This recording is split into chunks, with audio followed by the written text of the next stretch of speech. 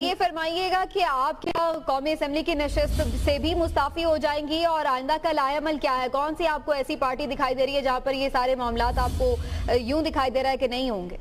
میں پارٹی کو چھوڑ رہی ہوں کیونکہ وہ پارٹی کے چیئرمین کی جو کام ہے، جو حرکتیں ہیں اس کی، وہ یہ کہ انگلینڈ نہیں ہے، یہ پاکستان ہے اور مغربی کلچر یہاں پہ لانے کی دوسروں کو اسلام کا لیکچر دینے سے آپ جو پریکٹیکل آپ کا وہ ہے وہ نہیں ہوتا. میں اسمبلی کی I saw the books, I usually go asleep at that time. But now I'm more like a practical person. So squash gave me a lot of understanding about myself, self-awareness, and I understand the world.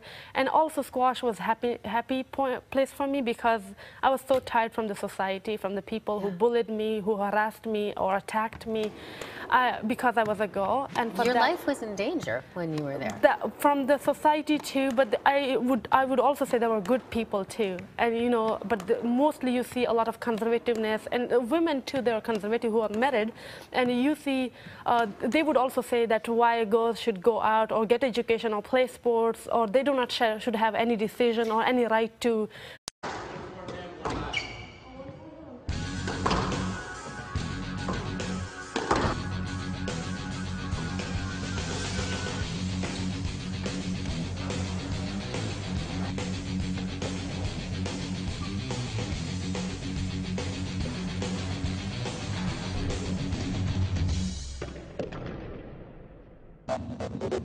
میرا نام ماریہ ترپیکئی وزیر ہے. میں south Waziristan agency سے تعلق رکھتی ہوں. میں ایک پروفیشنل اسکواش پلیئر ہوں, پاکستان نمبر 1 ہوں اور میں پاکستان کے لیے ورلڈ چیمپئن بننا چاہتی ہوں.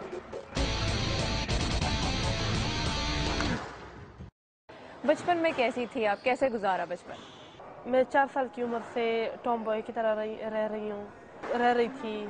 لڑکیوں کی طرح گھر میں بیٹھنا یا لڑکیوں کی طرح کپڑے پہننا, یہ چیزیں مجھے اچھی لگتی تھی, یا گڑیوں کے ساتھ کھیلنا. باہر دیکھتی تھی لڑکے آزادی سے گھومتے تھے, پھرتے تھے, کھیلتے تھے, بھاگتے رہتے تھے, تو مجھے ان میں زیادہ ان کے جو گیمز ہوتے تھے ان میں زیادہ مزہ آتا تھا. وہ مجھے ایک آزادی, فریڈم فیل ہوتا تھا.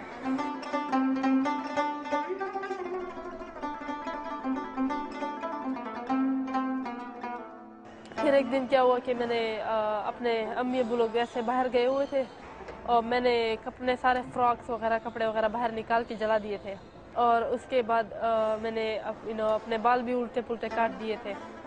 امی نے تو پھر کہا کہ یہ کیا ہے, اور ابو ہنسے. انہوں نے کہا چلو ہمارا 5واں بیٹا ہے چنگیز خان کے نام سے.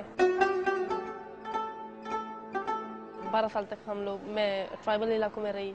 تو پشاور میں جب ہم آئے تو وہاں پہ میری لڑائی ہو گئی تھی کچھ لڑکوں سے, سر میں چوٹ لگ گئی تھی. اپنی بیٹیوں کو بھی پڑھایا اور آپ کو معاشرے کی, آس پاس کے لوگوں کی بڑی مخالفت کا سامنا بھی رہا.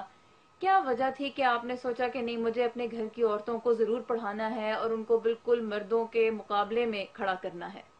تقریباً 600 گولیاں مجھ پر چلائی گئی ہیں, لیکن خدا نے مجھے بچا لیا ہے.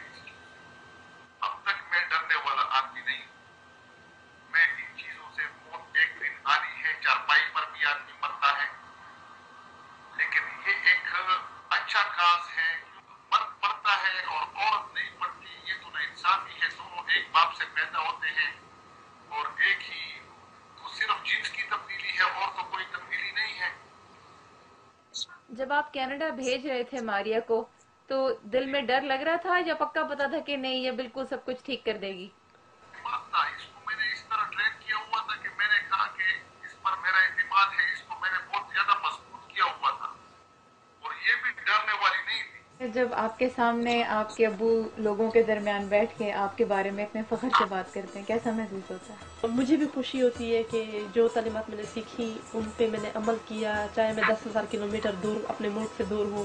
مجھے اپنے کلچر کا پتہ ہے, مجھے اپنے روایات کا پتہ ہے, مجھے اپنے مذہب کا پتہ ہے. نہ تو میں آج تک کسی کلب گئی ہوں, نہ کسی شراب وغیرہ, الکوہل وغیرہ کسی چیز کو میں نے آج تک ہاتھ نہیں لگایا, حرام کو.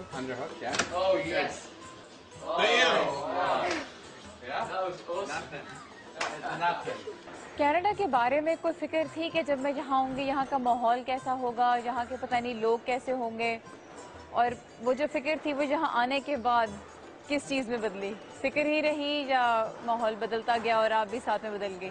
چونکہ میں स्क्वाश खेलती रही हूँ दूसरे ममालिक में भी, मैं इंग्लैंड जाती रही हूँ, मलेशिया, ऑल ओवर एशिया। तो मेरा एक्सपीरियंस था इन लोगों के आना जाना, लेकिन ये था कि इस तरह का उनके लाइफस्टाइल के बारे में पता नहीं था मुझे इतना। लेकिन जब मैं यहाँ पे आई तो मुझे मज़हब से ज़्यादा इंसानियत मिली।